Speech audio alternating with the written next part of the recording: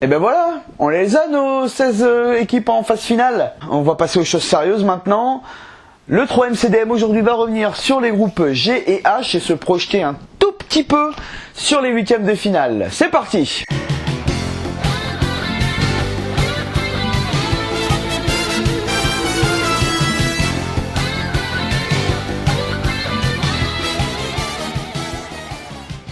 Donc la Colombie s'en est sortie. Ça s'est pas joué à grand chose, mais ils ont réussi à le faire.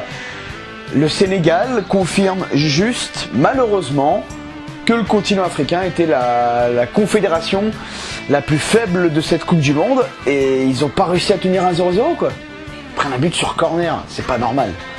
C'est pas normal. Ils auraient dû bétonner sur les corners et les coups de pied arrêtés. Et du coup, c'est le Japon qui passe. Alors avec une fin de match un peu particulière.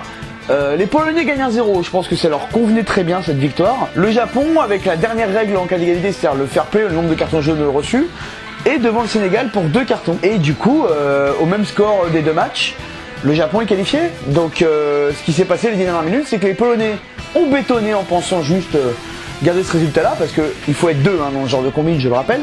Et les Japonais ont fait tourner la balle derrière sans forcer. C'est le jeu, ça arrive, c'est très rare quand même en Coupe du Monde. C'est pas 90 minutes non plus, hein. C'est 10 minutes. Voilà, 10 minutes et 10 dernières minutes de fin quand les Japonais ont appris que la Colombie avait marqué. Mais sinon, tout le match ça a joué, ils étaient pas loin d'en prendre un deuxième par les Polonais, mais les Polonais aussi, ils attaquent pas. Bon, pas les Japonais vont pas prendre de risque non plus. Hein. En tout cas, les Colombiens vont faire un très beau huitième de finaliste. Là, ils étaient un peu dans la souffrance, en espérant qu'ils n'aient pas perdu Rames pour le reste de la compétition. En tout cas, ce groupe-là a vraiment été le groupe le plus sympa de la Coupe du Monde et le plus intéressant à voir. Il y a eu très peu de mauvais matchs en dehors du Japon-Pologne. Les 5 autres matchs de ce groupe-là étaient très sympas. Et pour le dernier groupe, donc la Belgique l'a fait. Ils finissent premier de leur poule.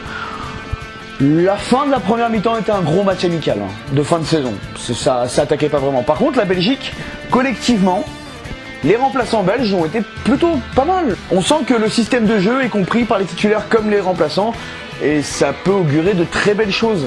Le problème, c'est que malgré tout, les Belges en gagnant se retrouvent dans la partie de tableau difficile, très difficile.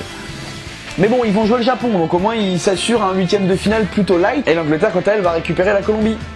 Alors ils sont peut-être dans la bonne partie de tableau, mais la Colombie, faut la jouer. Hein. Et donc parlons un petit peu de ces tableaux du coup.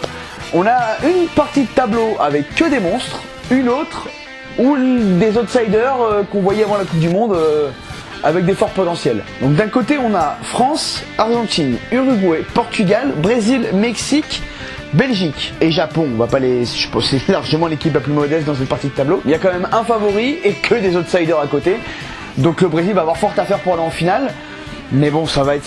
Là, en gros, si tout se passe bien, il va y avoir que des confrontations ultra lourdes dans cette partie de tableau. Et de l'autre côté, l'Espagne, qui est moins flamboyante depuis le début 2018, a un boulevard pour aller en finale. Déjà, ils jouent la Russie en 8ème. Ensuite, il y a peut-être la Croatie.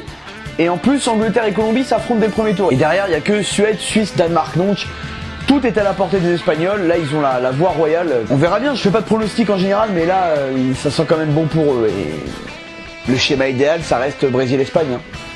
Et ça serait un peu la finale de rêve quand même. Mais bon, dans une Coupe du Monde, on a rarement la finale de rêve. Dans mes souvenirs, 2002, c'est tout. La dernière grosse finale qu'on a eue avec les 2 meilleures équipes du tournoi, 2002. Voilà, je n'ai pas d'autre à voir. Voilà, demain c'est off, ça me fait du bien de respirer un petit peu. J'ai hâte d'y être à ces huitièmes de finale. J'ai hâte de voir si la France va pouvoir se sublimer. Ah oui, Portugal-Uruguay, j'ai fait mon choix. Ce sera le pays de mon père. Les 3e matchs de la Coupe du Monde m'ont quand même rassuré sur le niveau de la Coupe du Monde. Et sur l'intensité et la dramaturgie que le football peut nous amener, et ça c'est toujours rassurant. Je vous fais des bisous et je vous dis à samedi. Ciao.